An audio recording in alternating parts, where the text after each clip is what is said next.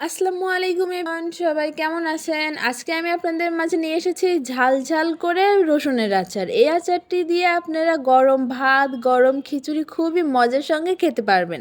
তো এর জন্য আপনারা সম্পূর্ণ ভিডিওটা ফার্স্ট থেকে লাস্ট পর্যন্ত দেখবেন, তাহলে বুঝবেন কিভাবে এত দুর্দান্ত মজাদার রসুনের আচার বানানো যায়। তো চলুন রেসিপি শুরু করি। তাই জন্য ফার্স্টে আমি অনেকগুলো রসুন এখানে ছিলে নিয়েছি। একটু বড় রসুন ছোলার চেষ্টা করবেন। তারপর আমি এখানে একটা বাটিতে খানিকটা তেঁতুল আর সাদা সিরকা দিয়ে তেঁতুলটাকে আমি 10 মিনিটের মতো ভিজিয়ে রাখবো। আচারে সাদা সিরকা ব্যবহার করলে এটা অনেকদিন সংরক্ষণ করা যায়। তারপর আমি এখানে গোলমরিচ, শুকনা মরিচ, মেথি আর পাঁচফোড়ন নিয়ে ওগুলোকে গুঁড়ো করে নেব। আর এখন একটা চুলাতে প্যান বসিয়ে এর মধ্যে আমি বেশ খানিকটা পরিমাণে সরিষার তেল দিয়ে নিব।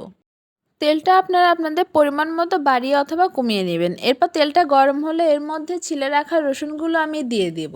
এই রসুনটাকে আমি মিডিয়াম আঁচে নেড়েচেড়ে প্রায় 5 মিনিটের মতো খুবই ভালো মতো ভেজে নিব। যাদের কাছে আমার ভিডিওগুলো ভালো লাগে অবশ্যই লাইক, কমেন্ট, শেয়ার করে আমার পাশেই থাকবেন। যাদের মুখে খুবই রুচি কম তারা চাইলে রসুনের আচারটি দিয়ে গরম গরম ভাত খেতে পারেন, অবশ্যই তাদের কাছে খুবই ভালো লাগবে। রসুনটা প্রায় 5 মিনিটের মতো ভাজি করা হয়ে গিয়েছে। এখন আমি এর মধ্যে থেকে বেশ কিছুটা রসুন উঠিয়ে নিব। এটা উঠিয়ে নিচ্ছি কারণ ওই যে ভিজিয়ে রাখা তেঁতুল আর এই রসুনটা মিক্স করে আমি বেটে নিব। এই যে মিক্স করে বেটে নিয়েছি, এখন এটা এর মধ্যে দিয়ে দিব। এই সময় একটু চুলার আঁচটা আমি অফ করে রেখেছি, যেহেতু রসুন বেশি হয়ে যাবে। তাই আগে এটাকে খুব ভালো মতো মিক্স করে তারপর আবার চুলাটা দিব। এখন এই মশলা আর রসুনটা একটু সময় নিয়ে সুন্দর করে কষিয়ে নিব। রসুনের আচারের মধ্যে কিছুটা রসুন আস্ত রাখার কিছুটা রসুন বেটে দিলে এটা খেতে বেশি ভালো লাগে। আর যে মশলাগুলো দেখিয়েছিলাম সেগুলো এখানে আমি গুঁড়ো করে নিয়েছি। এখন এগুলো এর মধ্যে দিয়ে মিডিয়াম আঁচে চুলাটা রেখে এটা আবার সুন্দর মতো একটু ভেজে নিব।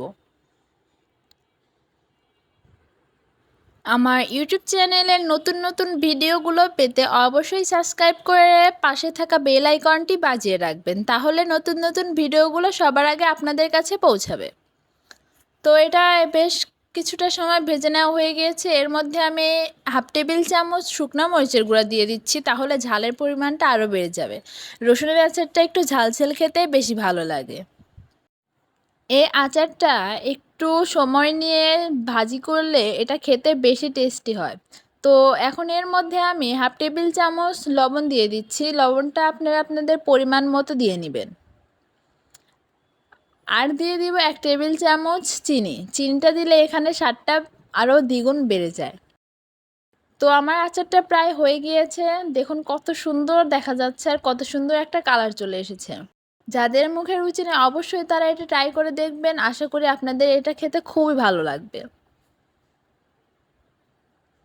আমার বাসায় এই আচারটা প্রায় সবাই পছন্দ করে। এটা খেতে অনেক বেশি মজা লাগে।